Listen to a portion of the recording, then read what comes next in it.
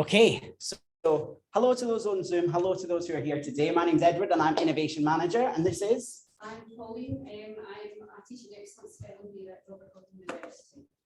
Excellent. So we're excited to get our Level 1 Innovation Award. We're going to explore the future. Hopefully, we're just going to whiz through for 2 hours today we've got someone in the waiting room. Some hopefully quite interesting concepts about what the future might look like and get you being prepared. We know that the future of work is going to need innovation skills. We're going to need to make sure that we are coming up with ideas that are bold, that are innovative, that are creative. And this award will kind of give you the tools and the power to do that. For those watching on Zoom, I'm trying to juggle both sides of things. So we will be doing lots of interactive activities, and those on Zoom will be going into breakout rooms. If you can't hear me or anything's unclear, please just pop a message in the chat and I'm sure we'll see it pop up so that you can get involved as well.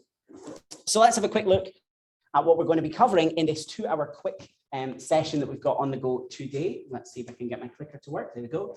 So the couple of things that we've got on the go are we're going to introduce the awards because you guys are level 1 of the awards. This is the starting place. We're going to explain what the award is all about, what you can get from it. We're then going to go into a little bit more detail about a time machine to the future. This is all about making sure we're prepared to be futurists. It's very easy to study a degree, planning for the now, but every subject that you're going to be studying is going to be fundamentally different. And we're hopefully going to touch on some predictions for the future, and you're going to learn to be able to make your own predictions. We're then going to make some predictions, and we're going to look at 3 layers: the weight of history, the push of the present, and the pull of the future, and how you can use that as a tool to start shaping and coming up with your innovations and your ideas throughout that. And of course, we're going to talk a little bit at the end about how you actually get a certificate. So anything to add, Pauline? So do you maybe want to explain for those who might not know where this award came from, what it used to be and what we're at now?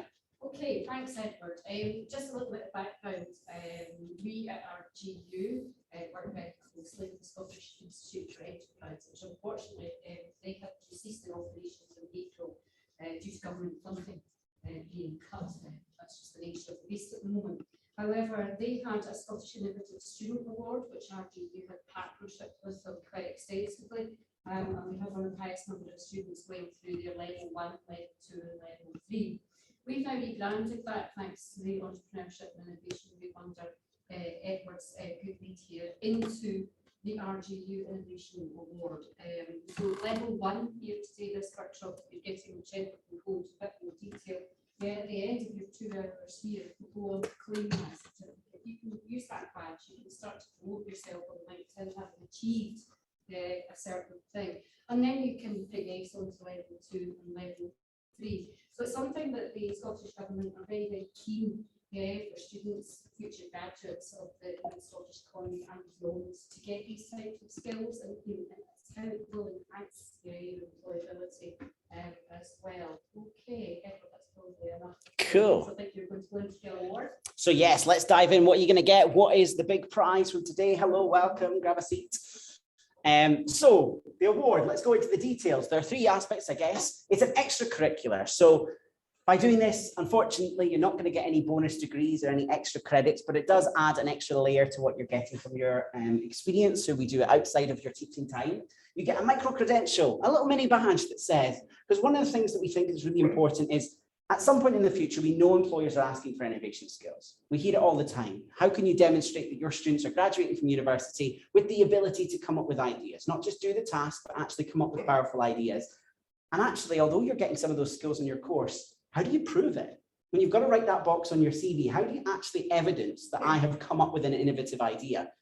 We thought that this award would be a great way to badge that up, so you can say, well, actually, part of my studies, I went and got involved in this innovation award, and I went through 3 levels of developing ideas. Suddenly, to an employer, you're not just someone saying you could do innovation, but actually you've got some evidence to prove it. So hopefully that's helpful, but also it's really interesting to explore the future. And we know that, in the past 20 years, almost half of Fortune 500 companies have gone out of business. There's so many different industries. Hello, welcome. That won't exist by the time that you guys graduate or in the first 10 to 20 years of your career. So being futurists, being time travelers, being ready to explore that is going to be super critical. So that's what the award is all about. How do you progress up through it? There are 3 levels. I'm sure some of you have read this online. But we start with level 1, and level 1, you've got 2 options. either you were already on a module which is accredited, because we know innovation happens on courses, but not every module in the university is accredited. So there's a class that you, well, not you guys, but if someone in the university was doing that already talks about the future, that talks about artificial intelligence, big data, then that class, that module can get accredited for this award, and every student who goes through that module can automatically apply to get that badge. The second route is for the general group. Maybe you don't have a module that's accredited, but you still want to get the award. Well, this is a level 1 workshop. We want everyone to get the chance to get this. After this workshop, in order to check that you've actually thought about the future a little bit, you've got a really light little application to do. Honestly, it's super thin. We'll do it at the end, but it's just 100 words on a prediction for the future and how it will affect you. And really simple. And then you'll get your certificate that will go in your official transcript. So when you graduate university, it will be one of your records. It will tell you all your module grades. And then in another box, it will tell you you've got this bonus award. Quite nice. But if you want to progress further and really prove your innovation skills, there are 2 other levels you can do. Level 2 is all about putting innovation into action. So we've actually got a workshop next month, so you could very quickly go on to the next one. And that is a collaborative workshop. We get students from loads of different courses together and we give you a challenge.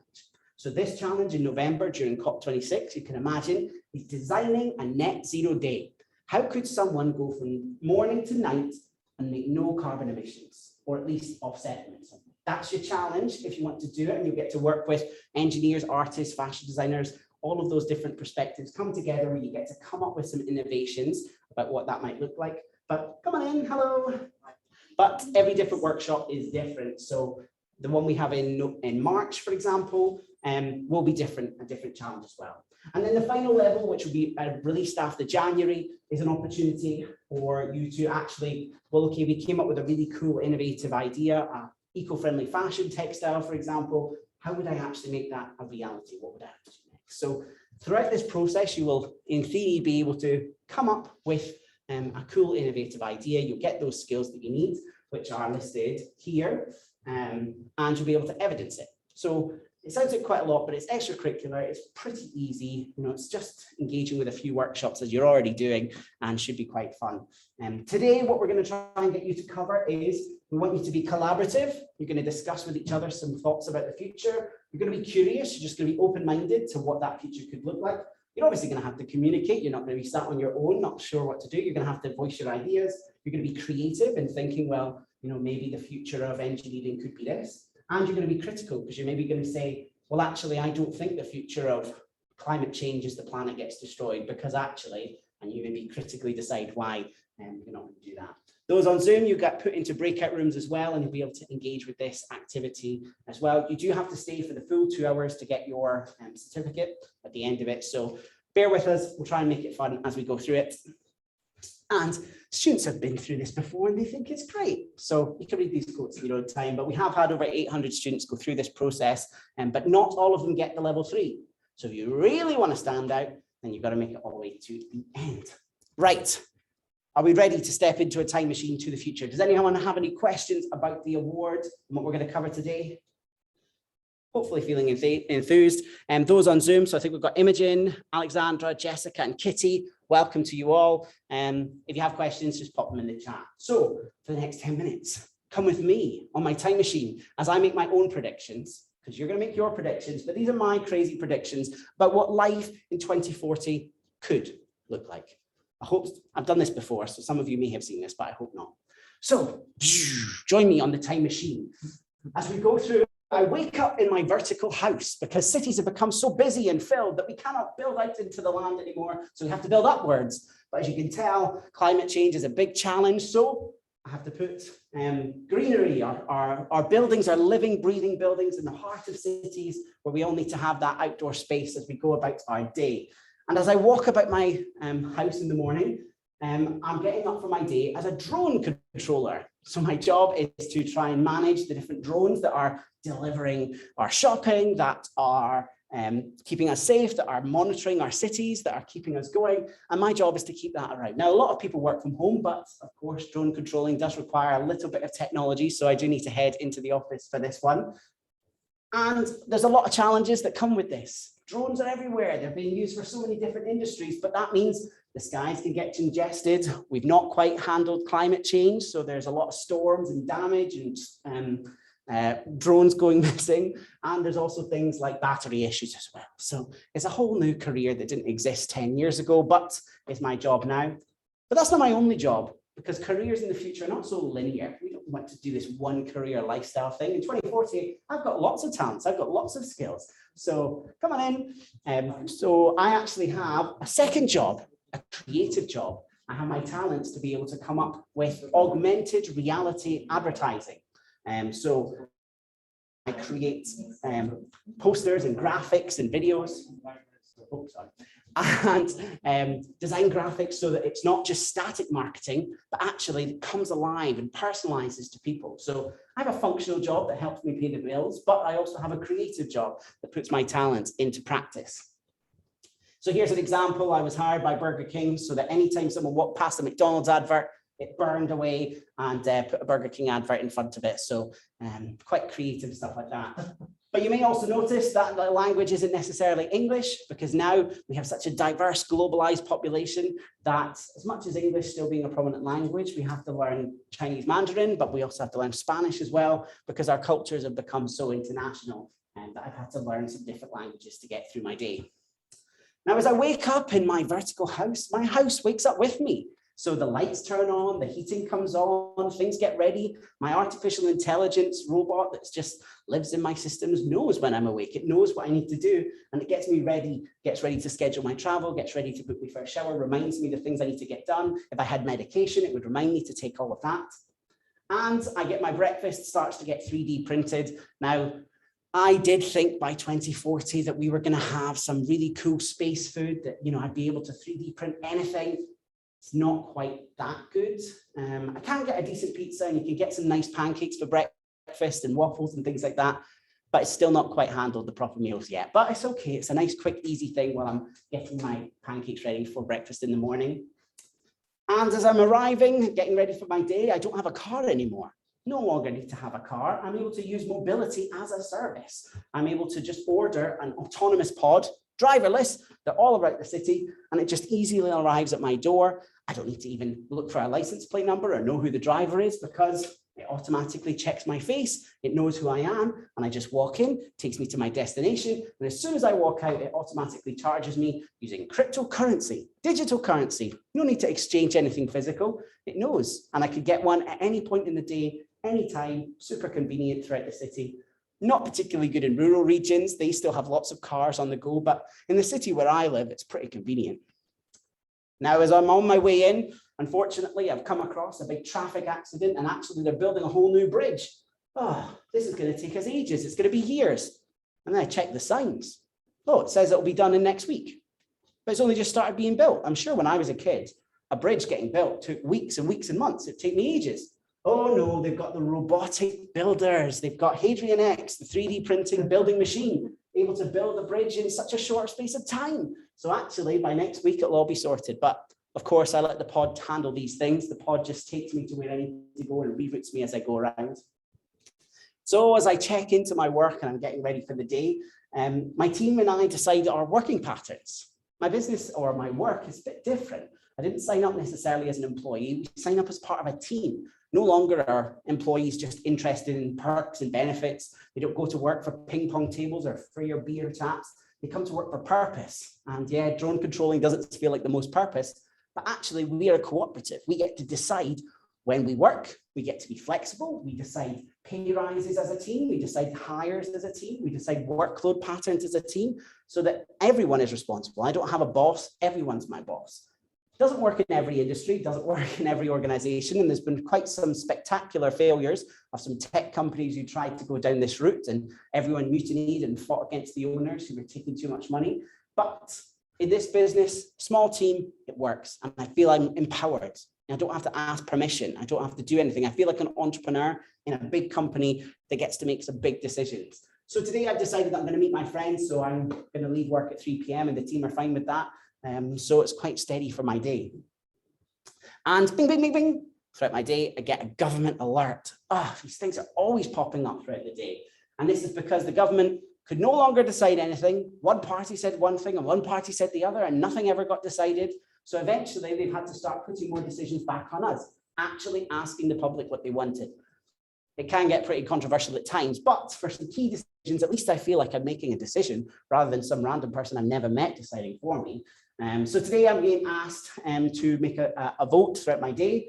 And today we are voting on whether to ban jet engines. So yes, we've got some brand new electric technology planes. And unfortunately, we didn't quite get carbon emissions under control as much as, you know, there was this thing back in the 2020s, these big COP26 conferences where they were promising so much about climate change and it didn't happen. And now it's sweltering. We've got climate refugees. We've got a massive planet disaster. I can make my own contributions. I've got some quite renewable practices. I use sustainable energy, I recycle, I do good things, but as a society, we've not got it under control. But electric planes are the start of that. And if we started banning jet engines, maybe that would make a difference. So I vote yes. Why not? Let's go for it. That'll be fine. And as I'm going out my day, I decided I'm going to pop out for lunch. And as I go in, I don't need to bring any money with me and I don't need to talk to any people. I'm able to just walk into the store, have a look around, grab some bits off the shelves, and I can easily just walk straight out without having scanned anything. It knows what I've taken and it automatically charges my account. Really clear and simple ways of doing this that helps me get through the day. And as I head back, I'm after my lunch, I'm getting back into work, and I realize I've got my problemology class later on. So back in the old days, I remember my parents' generation, they would just go to university and they would do these big, long degrees in really specific subjects, which are fine. But as soon as you got into the workplace, you then had to learn new things and you had to upskill and reskill and training programs and updates and all sorts of different things like that. So we now appreciate that throughout our lives, we're going to need to constantly keep learning new things. So I'm doing lots of, I'm doing problemology. So the process of coming up and solving with problems, there's these massive classes on creative thinking, on working with people, on emotional intelligence, the sort of big subjects that we are required, because I don't need to do anything technical or process-wise. I've got artificial intelligence, I've got robotics that can do that for me. My big challenge in drone controlling is problem solving. I can easily send a robot to go and replace a drone's battery, but I can't just tell the robot, the robot can't know how to get there if there is a storm or a flood or some other issue like that. So this is helping me get a grip of some of those aspects. And it's my grandma's birthday. She's 120, I think it is today. So quite a big age. And I sent her a virtual reality memory. So she gets on the old virtual reality headsets from the olden days. She's not quite up to date with the holograph tech, but she sticks on her virtual reality headset and gets a bit of a shock when she looks at one of our 360 videos. So hopefully she's enjoyed that. And I just decided I'm going to take her to one of the new experience pods. Some of the new films that are coming out aren't set up for this technology. Some of the brand new films, I think the latest Marvel film, Marvel 350, is going to be immersive. So you stand in these pods and you're in it, you experience it. You stand next to the superheroes, you get to make decisions about what happens next. You feel the air, you get to be a part of the whole experience.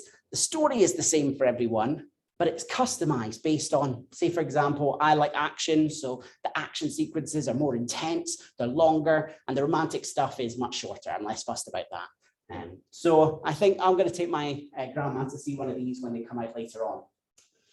And as I'm getting ready for the end of the day, I end up taking my friends to the local bar and we see a virtual assistant and they're pouring our drinks for us, automatically made, nice and easy, don't need to have contact.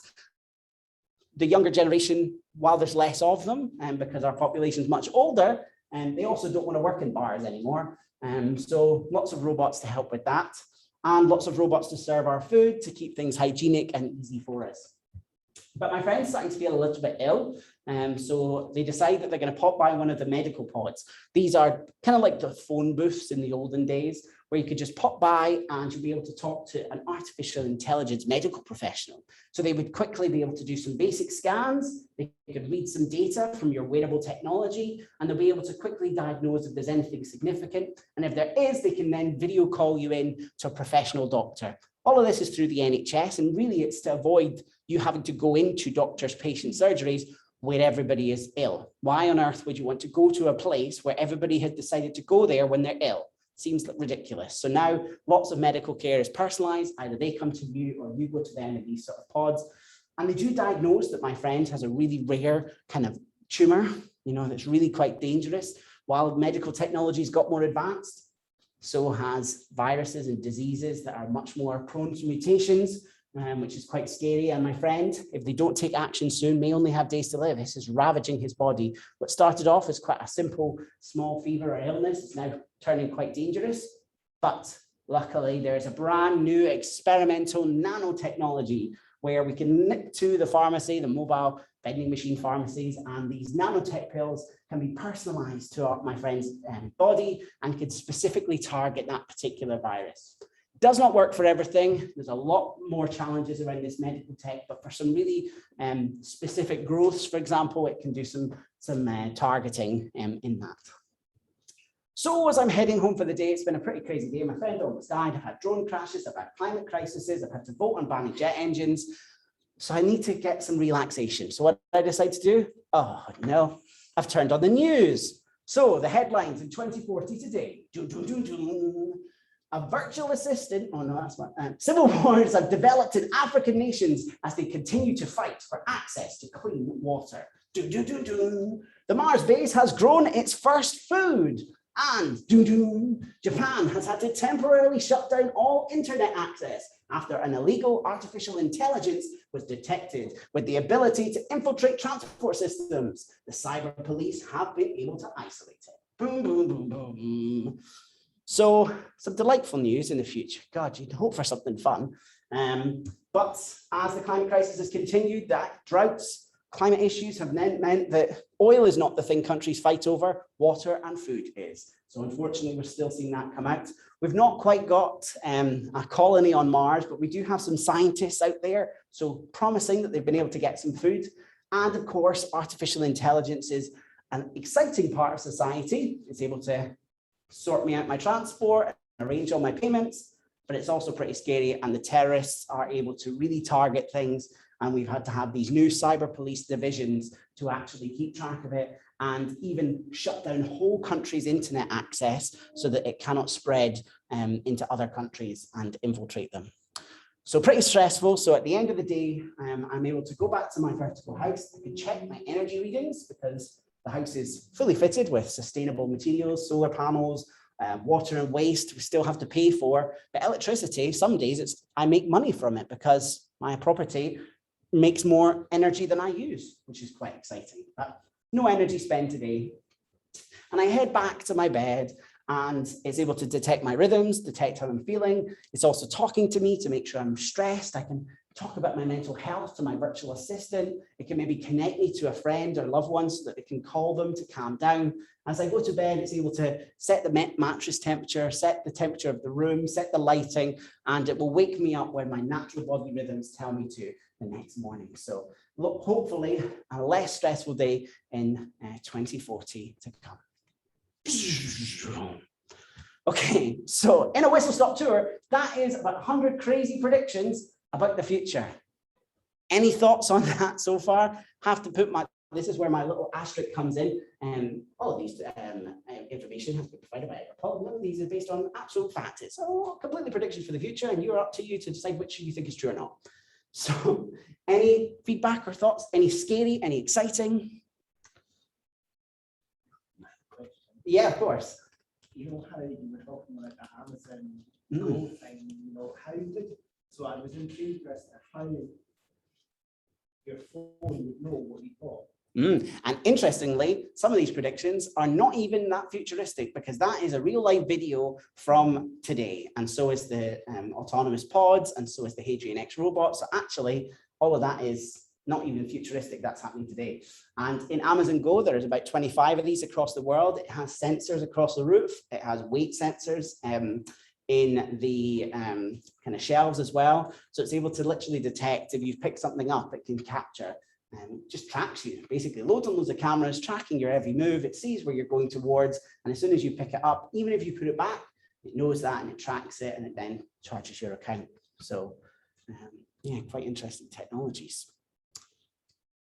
Interesting. Are we excited by the future or terrified by the future? Okay, we'll see. We'll see. So those are my predictions. That's to get you a starter. And what we're talking about there is essentially speculative. I'm just making a bunch of guesses. Some of it's based on things we know, some of it's completely my own ideas. So for example, the medical tech stuff is just my science fiction, basically. It'd be nice if it happens, but in reality, there might not be specific evidence for that right now that would happen. Equally, car ownership, I was at a webinar yesterday about the climate crisis stuff, and they said that actually by 2040, even if the technology is there, we are probably still going to have cars. You know, we're still going to have loads of them. It's not quite going to be as sophisticated, and we'll come on to that, but probably with cars and transportation, the weight of history is one of the most challenging things to get over. Whereas artificial intelligence, there was nothing there before it, so it can fire us straight into the future. So let's go into making some bold predictions. And I think this is where we're going to start our first activity. And if you're not with people on a table, you should come together. I know, God, pandemic, we've not worked in groups for ages, social contact, but get back into the rhythm of talking to strangers and sharing ideas, and you know, it's all fun. I'm the same. If I came to a workshop, I would not want to talk to people about stuff, but hopefully it'll be exciting.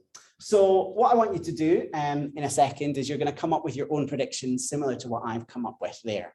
And I guess a quote that I saw here that I quite liked, particularly related to COVID-19, is that a lot of people are talking about slowdowns, shutdowns, things not happening fast enough, things reverting back to the old ways. But actually, this says the next phase of the response to COVID won't be a slowdown, but an acceleration of change and innovations, with many of these innovations simmering in the background before the pandemic.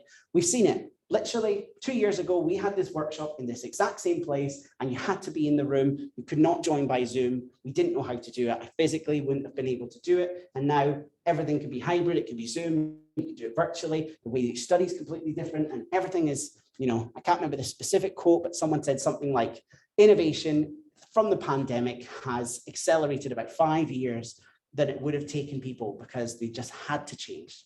And that's happening in doctors, surgeries, the response to the way we go to events, the way that we educate people. So that change is going to keep happening. And what I say is that you guys are the designers of that change. You are the architects of the future. I was going to say architects of the future, but you might think you're actually building buildings. You know what I mean is, when you picture the future, it's your goal, your job to create it, to design it, and to shape it with your ideas. And that's what innovation is all about. So task number one, and I will put those on Zoom into a breakout room. Please stick with it. Hopefully you'll be able to meet some people, is to just get into some groups of 3 or 4 people. And I want you to just introduce yourselves. And then the first thing to do is to just discuss what that predictions were. And if you could pick a specific industry to focus on for the rest of the session. So that could be engineering, it could be tourism, entertainment, something that you're interested in as a sort of starting point with that. Okay, let's get to it. You've got about 10 minutes to just introduce yourselves and get to know each other. And for those, yeah, and those on Zoom, I will put you into a breakout room so that you can have those chats. I'll create one breakout room and I'll open them now. Okay, just for a second, everyone, we're just going to pause on to the next task. So we're just going to keep talking in a second, but the next task, which is a continuation of the first, is to continue the discussions that you're having, but for the industry that you have identified, have a think about what that industry, so say you're thinking about tourism or fashion, have a think about what you think that industry might look like in the future, what maybe trends or technologies might have been implemented, or shape it or evolve it, those types of things. These are your crazy bold predictions. This is writing a science fiction movie, and whatever you think it could be. Okay, so another 10 or so minutes to just keep exploring those conversations and discussions about your industry that you've chosen. Okay, let's hope so. Thank you so much. Hopefully you've had some interesting discussions there. And fingers crossed, Jordan and those on the breakout rooms can hear us. So we've been an hour already. We've only got an hour left. You've done well. So hello to who have we got in the breakout rooms? So we should have Jordan coming in, and we have Alexandra, Kitty, and 2 others as well, somewhere in there. can't see their faces. So thank you so much. So we're just going to feed back a little bit. So we've explored the future. We've had a bit of a time machine, and now we are making some bold predictions. So maybe can we go around the rooms and maybe the tables, and if one person wants to share what you guys were discussing and what industry you were looking at and any thoughts you have for the future. So does someone from this front table over here want to share your thoughts?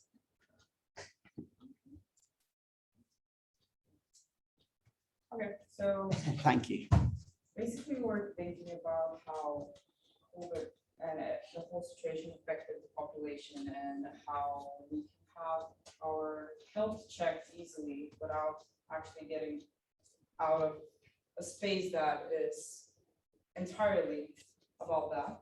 So we came up with the idea of a health pod, which is basically, it uses your ID, you get inside, it connects automatically to your phone, to your vitals, and to your medical records. And it like actually like scans you, connects, for the connection of the phone, it checks where do you go, when, with who, how do you get there, how long do you stay there, and kind of makes predictions how you can better your lifestyle or what can you change in how you get to a place or what kind of lifestyle do you have, how it can be better for you. When it connects you to your vitals, it kind of scans your body, your blood work, it changes through time. So it basically tells you last week, these were your vitals, and this week it was this. So the reflection of the whole week is you're getting better or you're getting worse. And it gives you advice and notifications. The medical records, it's basically your medical past, your teachers, and basically who you are. But we also thought about maybe having public pods, which are going to be accessible to the public as well, if someone doesn't have access to some of the home pods and or the building doesn't allow it. So yeah, and also you have two ways of connecting to the health pod, which is either blood check, like you check with your blood, or you have a transmitter, which is always connected to you, which gives people the chance of choosing whether they want to be like with a transmitter on or every time check their blood, because people have to know that they have a choice. And I think that like we came up to the conclusion that that's really important for today. And yeah, that's our idea. Excellent. So we're thinking about that future of healthcare, some really interesting innovations there. And the interesting part about all that data connected. I did see a prediction somewhere about how particularly Amazon in this type of space is so interesting, the A to Z of everything. They're in the health space as well, and they have this prediction of how everything can be connected up. And actually you could one day see your microwave refusing to let you cook popcorn because it says, you've eaten too much today, we've checked your health data, you're too fat, you can't have popcorn, or something horrible like that, which I'm like, oh, you can't be doing that. Or it will suddenly be like, oh, we'll order you more, we'll order you more of this. So there's some interesting stuff there about all that connected health data, which is super interesting. Group at the back or in the side back? Yeah, we did healthcare as well, but we had a bit more broader look at healthcare. One of the things that we thought about were an automated autopsy. Oh. So instead of needing people to cut the dead people to find out how they died, you just put them through a scanner and it tells you. So that and one of the benefits of that is actually you could say take all that evidence and send it to the courts. So that when you're doing those autopsies, that the evidence goes straight to the court, so the procurator, like, there's really good connectivity there. We also talked about we're starting to see a lot of genetic-based decision making at the moment. So diets and things like that being very much tailored to your genetic code. And so we kind of came up with a bit of a diagram. So it's like you have genetics data, which allows you to make comparisons statistically across the population and make data-driven decisions based on what's within the population, but also what you're in your medical history as well. So, for example, if you had an operation, your genetic code makes it more likely that X, Y, and Z will happen in comparison with the rest of the population. Therefore, this is what I'm prescribing for you. And so it would be much more tailored to, and also all of that would be automated as well. So it wouldn't necessarily need a person there. You could actually have that decision made for you based on the data, the big data that you have, and comparisons with the rest of the population as well. So really, sort of, genetics might help to make healthcare decisions. Fantastic. Some really bold and interesting predictions there. So the group at the back will come back to you guys in a bit, so you guys can feedback at the next activity. And then the I think Imogen and Jessica, maybe Kitty as well, we're also on Zoom. Hopefully you can hear me. So we'll maybe get you to feedback in the next activity. So just maybe pause the chat just for a second, if that's okay, and you'll get back to your breakout rooms in a second. That's okay. So we're going to keep going, and we're going to now move on. So those are the kind of big predictions. You've made some speculative ideas, but we're going to use some tools to help us think about those things, because actually, when we're designing things, when you're in a workplace in the next 10 or so years and you're being asked to think about, well, what is the future of our industry? How do we, you'll be asked to launch new products and services. You'll be asked to design things. You'll be asked to implement activities. And if you're only designing for the present, then they're only going to be suitable for the present. When things change, you're going to have to keep changing it. Whereas if you can design your implementation in your workplace for the future, then it'll be stronger. So here's some ways that we can ground that. And I can't remember. So I think this was Stuart Caddy, I think, Candy, is a kind of well-known futurist. And essentially what we've got here are sort of our lens from now to the future ranges. And some of our ideas that you guys spoke about could be in this red preposterous circle. It's, science fiction, maybe never going to happen, maybe Jurassic Park, the dinosaurs might not end up roaming the earth again. We've got possible, there's some likelihood there. You've got plausible, which you can kind of see happening. You've got probable, which is more realistic, and actually your projections, your sort of goals. And your responsibility when you're predicting the future is to think about your company or your industry or your sector and figure out where on this place your ideas might sit. And you're trying to come up with projections that have that sort of realism in it, that are sort of grounded, that are contextual to what you're trying to do. Because yes, we could all probably sit there and I could say the future of university is these big open courses on problemology, but actually, how have I assessed that? How realistic is that? So we're going to look at a thing called the weight of history, the push of the present, and the pull of the future. And I think it's a good way of grounding us in something that is real and practical. Because again, Stuart Candy has this scenario where, yes, we can all be, science fiction writers and make big, bold predictions. But when we design things, when we come up with innovations, when we come up with solutions, and actually this group in particular, you've already started to do that. It's quite hard to just think, what's the future of healthcare? Could it be robots? Could it be this? And we naturally gravitate to what he calls stuff, a thing, a health pod. It's easier to make something tangible, something we can picture, that's something we can feel, something we can touch. It's the same with science fiction. It comes down to how can we travel in the future? Hoverboards. It comes down to a thing. And those have to be in scenarios and settings and real life situations. And this is what they call experiential futurism. It's about predicting future, but based on experiences. So yes, you could probably look at trends and data and analytics and come up with, of course, if this particular scientific theory continues on its current trajectory, it will become this. But actually, that's not grounded in an experience. That's not grounded in all these other complex trends. There's a lot of crazy stuff going on. So what you're trying to think about is the setting. What type of future could this look like? The big picture, start thinking about scenarios. So I am an individual with a health condition in 2050. What's the situation? Where am I going to be? And then you can start thinking about what am I interacting with? It's a kind of way of looking at that. You might be in your company, and instead of just going, I think the future of the iPhone is a fancier screen or this, that, or the other, actually you might think about the scenario that people could be in, and that will help you design the sort of artifacts that you might come up with. Now, this isn't a theory thing, it's just interesting stuff that might give you some context, to give you some information that might help you. Because what we're actually going to look at is this triangle of plausible futures, and we're trying to fit something in. So what are these three things I'm asking you to talk about? So the first one I think to focus on is this weight of history. These are the things that are holding things back. So we spoke about the really, you know, we have the technology for electric cars today. We have the technology for autonomous pods today. We probably have some technology for hyperloop trains, those types of things. What's holding us back? We can see the pull of the future. We know that's what's going to happen. We know we're going to have hover pods and super fast trains and all this technology. But the weight of history are the things holding it back, things that make it resistant to change.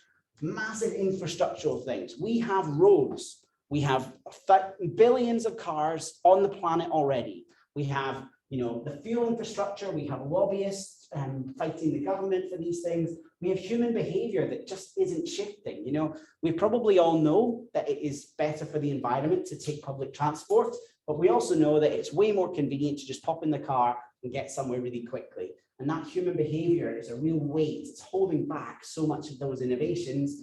There could be other barriers or regulations. There's processes, often things, you know, climate change is a great one where regulations and policies are actually really slowing things down because, you know, the government still massively subsidizes the oil and gas, but, you know, they're not doing that same level of investment in clean tech, for example. So there's loads of things that are really holding us back. And that's the first task that you're going to work on next. Oops, my camera has frozen there, sorry. But hopefully people can still hear me and you can, oops, there we go. Hopefully it'll reconnect in a second, but you can still hear me, those on Zoom, and I'll get it reconnected in a second. The next one is the push of the present. These are the things that are, you know, we've kind of touched upon today. Maybe it's Amazon Go, maybe it's, you know, veganism, all sorts of things. These are the little trends or technologies, the little micro trends and demographic shifts or kind of drivers of change, things that are happening in the world around us today that are sort of indicators that might be what the future could hold. And that pull of the future is that science fiction, is our motivations, our ambitions. You know, imagine a world with no poverty. Imagine a world where you could travel anywhere in an instant. Imagine a world where nobody's ever going to die from a health condition ever again. Those are the big pulling things that we're trying to get to. All of this stuff sort of is still in the way. So the first layer, thinking about whatever you were discussing, health tech, for example, what is holding back the health system today? Maybe it's for you guys, or those on Zoom, we're looking at retail or those types of things. What's sort of holding that back? Pauline, do you want to come in on anything? I realize I've just chatted away for ages there. No, that's all right. I think Richard, yeah, has covered that really well. It's quite interesting, the weight of history. Just to give a kind of another example, looking at university, what we've gone through in the last year. The weight of history is still very clear. Students want to come into lecture theatres and want to be together in that kind of scenario, because that is what university life is all about. Yet we're being pulled into this kind of hybrid way of teaching. So, you know, just these things that you think about in your own experiences and what it is that holds us back almost in taking those steps, I think are the important thing. So the pull of the future is very clearly there, but it's this kind of weight of the history, and we sometimes can't dismiss the weight of history because it is very important as well. So like taking that lecture theatre example for a moment, how can you recreate that full lecture experience in the future that is very similar to the one that you would have in a physical kind of domain, so a different way you know, that could be created, and that's what we're kind of talking about. If you think about the example Edward was showing earlier on, when you're in that kind of experiential pod, and you're looking back to retro things, so retro has become very embodied in our daily lives now. We're all reflecting back on retro things. Obviously, in my case, I'm reflecting a bit further back in time than some of yourselves. But it's interesting how the record player is coming back. Yet we use Spotify. Spotify is the main thing for, you know, downloading music and listening to music. Yet the record player actually gives a better definition. If you play a vinyl, you hear the music much better. Yeah, so your experience is much better. So you can see how some of the way history exists in the new kind of world that we live in. So I think, you know, those kind of things are quite important. So it's that shift that's a really good question. Is that why when you're carrying that same movement work in large scale organizations, you have to do like go through like readiness for change processes, because people are so in what like the weight of history history is so emotive in some ways. People don't want to change this. There's that the weight of history is actually a barrier to change in some way. Exactly. So was the way to go and get the very item out of my bag. This thing amazes me because if any of you are Star Trekkies, if you look back at the very original Star Treks, this exists in Star Trek. So did Gene Roddenberry actually think about this item long before?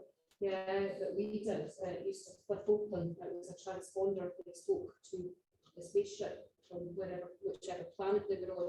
They could read. They had another piece of kit that could read people's medical history. That they spun up and down. So the ideas are kind of, the way history exists, and it kind of remorphs itself at times. And I suppose it's just about hitting that right balance. As you say, there's some barriers to kind of total acceptance. And how things shift along. Fantastic. So while I get my camera working, we're now going to go to your breakout rooms or table rooms and start thinking about that. So put a bit of context around what do you think the weight of history for your sector industry is going to be. And on the vinyl comment, just an interesting point is that for, I think last week, vinyl sales outpaced CD sales for the first time in history, which kind of makes sense when you think about it now, but actually, vinyl sales declined long before CDs. CDs killed the vinyl, and now vinyl's killed the CD. So the cycle continues. Video killed radio. Yeah. So think about cash as well. Think about cash being killed off at the moment with COVID. Will cash make a resounding comeback? Like as in money. Yes. Yeah. They say cash is king.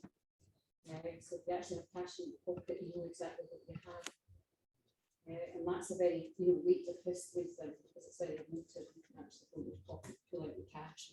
There you are. I've got my $5. Okay, so let's go into our rooms. I'll open the breakout rooms and we'll come back together in 5-10 minutes. There you go.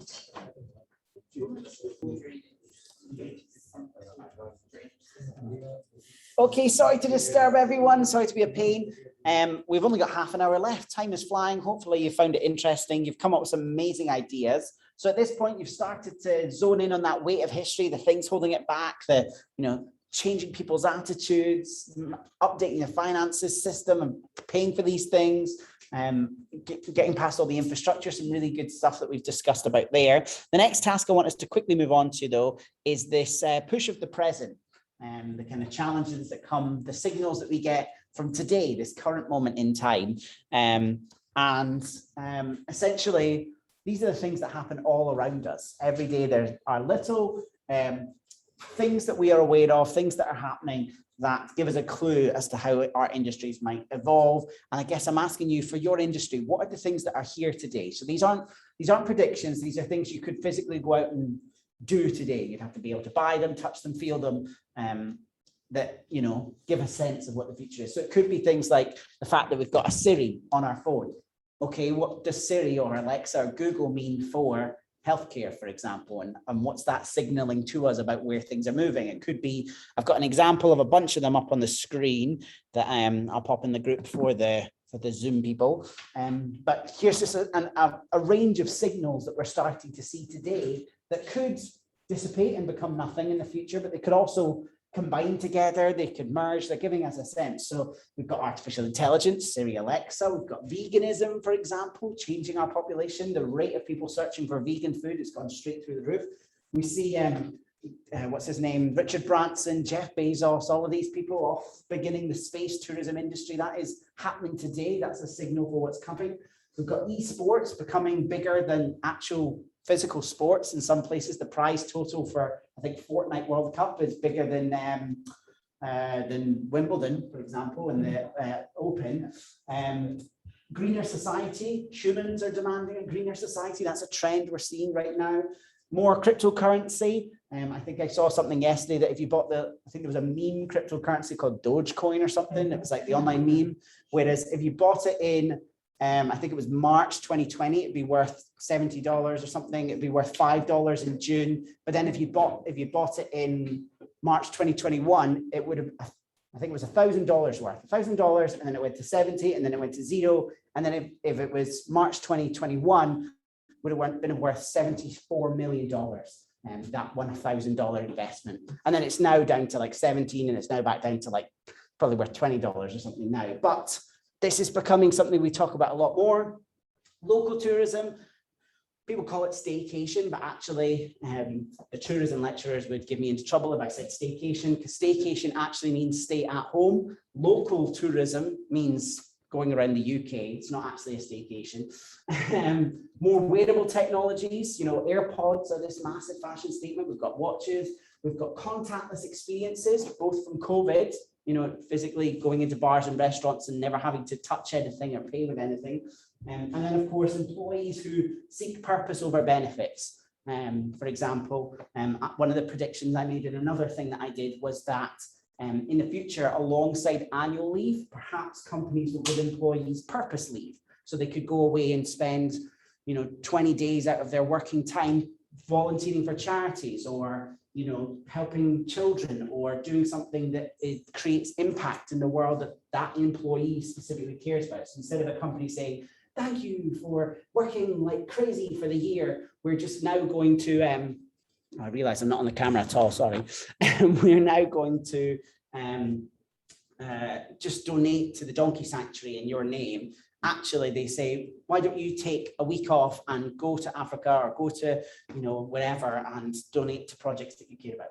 Maybe that's a signal of something that is happening. So these are all things that are sort of happening now, but give us an indication as where we could go. So for the next 10 minutes, your challenge is to not necessarily pick these signals, but in your industry, whatever discussion you were having, think what signals are there that are kind of indicating as to where that future could go. It doesn't need to be, oh, we thought a health pod, so the signal today would be actually ignore whatever you came up with and just think about what is currently a trend that's happening today. Okay, so that's your next challenge for the next 10 minutes is think about which signals are nudging you forward. Here we go.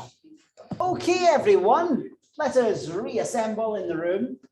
So I've pulled up some people on Zoom, so hopefully they can see and hear us. Hello, Zoom people.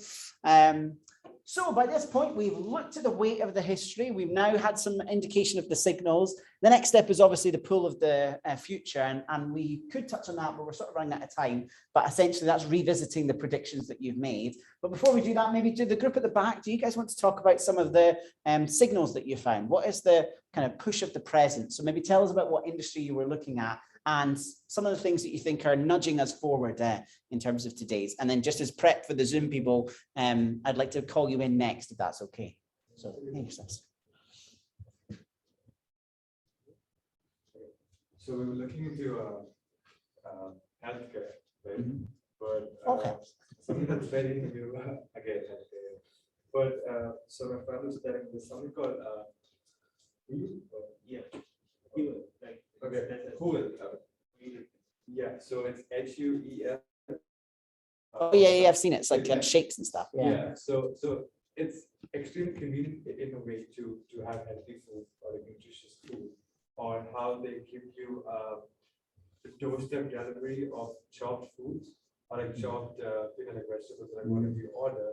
When if you're lazy to cook, or like if you don't want to cook, or if you probably order something unhealthy like junk food, you might as well just order something healthy, or like like a nutritious food. And that's delivered and you can cook within like just a couple of minutes. Okay. So that's something that we need to look into in terms of a healthy diet, which can be delivered at home when you don't have to go. Does anyone use like HelloFresh or one of these other subscription things? Hey Presto, that's some of the other things. Yeah. So that's something that you can, and that's actually in like Aberdeen, that you can actually get it if you just download the app. So interesting. So the way that we eat is even changing. My goodness, yeah. What a shift. Pretty much. Thank you so much. Okay, so we'll keep going. And sorry to those who were on Zoom that we couldn't hear you properly there. We'll get that better for the next time. So we'll just keep progressing. So at this point, we've made some big bold predictions, but now we've grounded that in tangible experiences. So when you're thinking in your industries or your employers that you're working for, and you're trying to figure out how do I predict the future in this job or in this industry? You can make those big predictions, but you can ground it in thinking, well, what's holding the industry back? What are the weights? What are the issues? What are the challenges? Because a lot of my predictions have a lot of weight to them, and I didn't consider the weight when I was making those predictions. So electric cars, artificial intelligence, well, I'm not thinking about consumers' perception of data. I'm not thinking about people's financial situation. I'm not thinking about globalization, all these sort of, you know, if you've done businessy stuff, you'll have heard of PESTO, political, economic, social, legal, all those, can't remember the other ones, economic. So those factors do contribute into that issues that we're talking about there. So the final thing you would then go on to do is to revisit your pool of the future. So you'd revisit those predictions you made about maybe the health pods and think, okay, well, if I thought of the weight of history and I thought of the current signals, maybe that pool of the future is slightly different. Maybe that sort of prediction is slightly different. Maybe it's not pods, it's maybe, you know, artificial intelligence on our phones or something like that you might consider. So that is us come nearly to the end of our level 1 workshop. You have done some amazing thinking. You've come up with some great ideas. We're really pleased that you were able to join us, that you hopefully found this interesting. This is really just a spark. All it is to get you thinking about the future. That's the starting place. Some of you have already done some amazing things and come up with some great innovations. The next step will be to then put them into action in some way, and that's what you can then look to do at our level 2 workshop, which you'll find online. But before you disappear for today, we've got a few minutes left, so we're just going to whiz through gaining your certificate. You've now done what is required. You are future thinkers, you are innovators. So how do you get some credit for that? So by this point, you should have collaborated. So even those on Zoom will have had the opportunity to collaborate with each other. You should have been communicating. You should have been thinking critically. Is that the future? Is that not? Could it be this? Could it be that? You've been curious and you've explored ideas you maybe hadn't thought of before you came in here. And you've been creative in coming up with potential solutions as well, which is a great start. So as long as you can demonstrate them, you've attended the full workshop and you have not previously received an award, then you're able to apply for your certificate. So what do you actually need to do? So you will be familiar with the award webpage. That's how you registered to come here today. So you can just go to rgu.ac.uk/innovation award, with or without the dash. It'll get you there either way. And you scroll down to the level 1 section, which details the 2 different ways you could get it. You completed an extracurricular workshop, was the route that you took. And you've got all these skills to develop. And then when you scroll down a little bit more, you've already clicked this button to book. So now you are able to go on to this section, which is submit for your level 1 certificate. And the thing you need to do to get that certificate, because otherwise we would just be giving out for anyone, we want to make sure that you have actually got those skills that we asked you for, is all you need to do is submit a short statement, which is at least 100 words. Doesn't need to be a massive essay either, genuinely like a paragraph or 2. And the question we just want you to answer, which you should already have today, is what is one prediction you have for an innovation which will shape the future of your industry or whichever industry you're interested in? Could be healthcare, for example. And then, so there's 2 parts to this question that you need to make sure you answer. And then, how do you think it might impact your career? So you might say, I'm maybe studying health, I'm studying nursing. My prediction for the future is la-di-da. You don't need references, you don't need any academic degree or those types of things.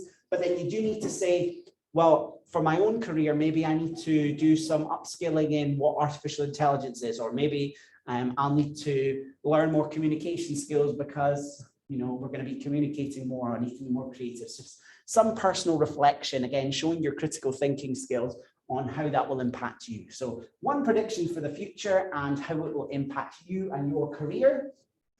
And it will get graded, but it's just like a pass fail. You know, did you answer both parts? Did you talk about the future? Pretty simple like that. So yeah, just make sure you answer both of those sides. An innovation could be a technology, could be like an artificial intelligence. It could be a trend like an aging population, or, you know, climate change or veganism or something like that. Or it could be a particular innovation like, you know, the Hadrian X robot, you know, something like that.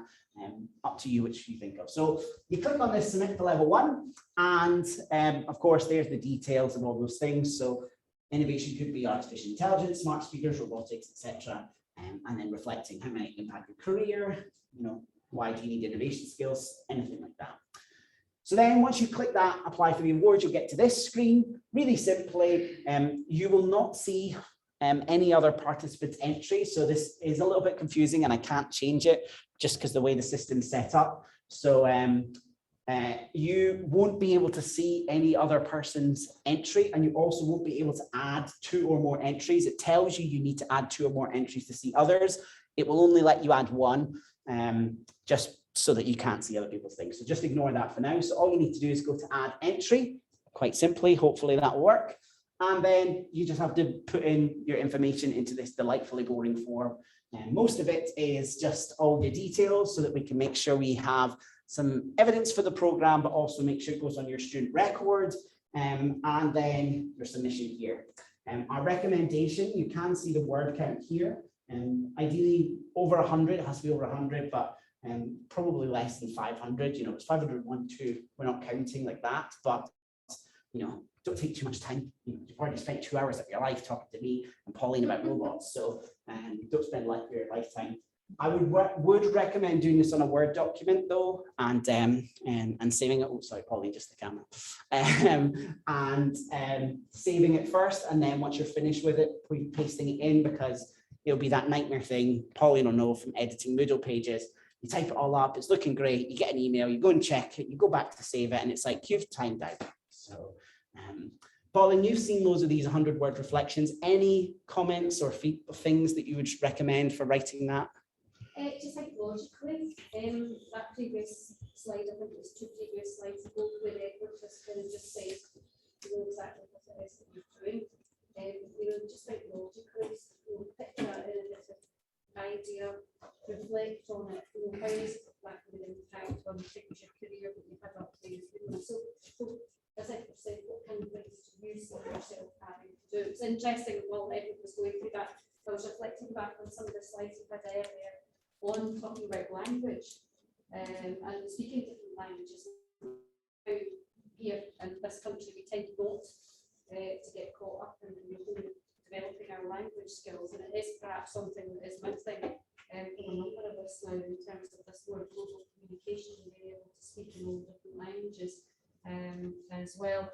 And you know, obviously a lot centres around technology. This week we were having this discussion about, you know, Facebook disappears, WhatsApp disappears, this kind of thing, you know, is it too much social media around, you know, and again, you know, should we be learning all of these different communication techniques? Is that something that's going to help drive your future? You know, that is coming up with something that's a bit more innovative and creative on there as well. So just be reflective, but think logically. And I wouldn't spend too long trying to write it, you know, I would just be, you know, quite quick, and reflective, and just do it. Yeah. Like, just do it. Easy. So the last thing is, once you've then done that, you will get to this screen. This will be what your thing looks like. You'll see all your details. Obviously, we grade out your gender and nationality so that other people can't. Well, no one else here will see it, but just again, sensitive information. You'll see your paragraph, and then what you will notice is somewhere on here, entry is not approved, is like pending grading, basically. So you might see that for a little while, and once it is sort of passed, then you'll get entry is approved, and you know, it'll be fine, and you'll automatically be generated a certificate. So that'll just pop into your email. Could take us a little while to do that. You know, I think it'll be quite fast for you guys. But yes, and you'll see that, and then you'll know that you've won it or earned the award, because back on the main page, you'll see this, congratulations, download your certificate. You'll get emailed the certificate, it'll be a PDF, but you can download it from there if you need to. So if you are interested then, once you've done that and getting your level 2, which is coming up very soon on Wednesday, the 10th of November from 1 till 5. It's a slightly longer session. In actually going through the process of innovation, we've thought about the future now, but how do we actually design? How do we actually learn how to create a product or service? Then you could join that, and all you need to do is go into this book a level 2 workshop and choose one of these dates. And as I say, the theme for the 10th of November, which you can all start booking now, is designing the net zero day. And the final thing is, if you do want to add this to your LinkedIn profile, on your certificate, you'll be given a credential ID. LinkedIn doesn't specifically check for that, but all you need to do is when you go to your LinkedIn profile and add something new, add a new section, licenses and certificates, and then you can type in Robert Gordon University or Innovation Award from Robert Gordon University, the date and the credential ID, and there's no credential URL, but you could use the Innovation Award one if you wanted to as well. And there we have it. Congratulations, you have completed level 1, and we're 1 minute to go. If you need any more information about entrepreneurship or innovation, get in touch with me or Pauline. We also have the Entrepreneurship Toolkit, which has loads of resources and guides. If you're interested in what innovation is, design thinking, why it's important, then you can get loads of resources there. Does anyone have any questions before we close up? Yeah. Great question. There is not. Oops, we have run out of battery on the camera, so I'll just quickly swap to this one. 2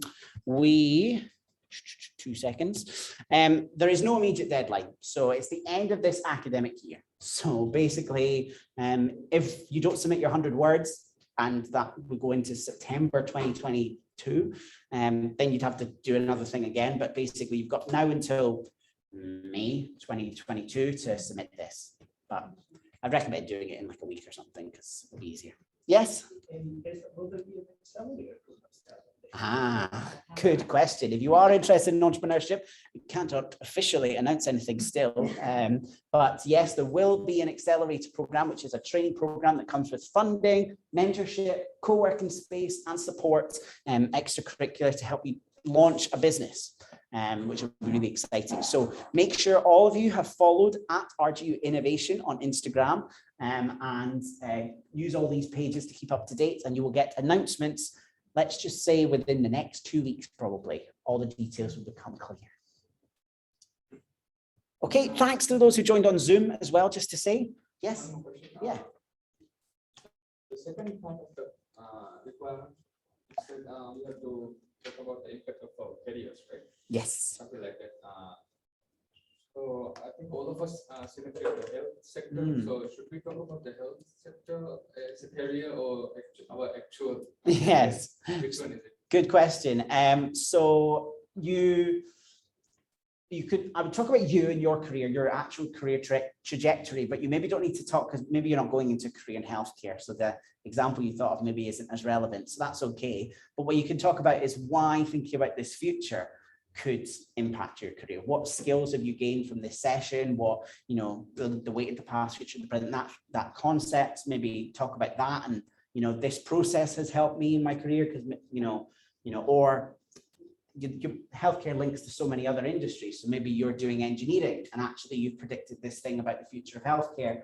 You know, could that affect your career in engineering or, you know, your personal career planning or anything like that? Again, we don't have this is such a broad, you'll all talk about such different things that actually, as long as we can get the sense that you can think about the future and that you know, at least can consider why innovation is important for you, then that's all we really need to see. That'd be great.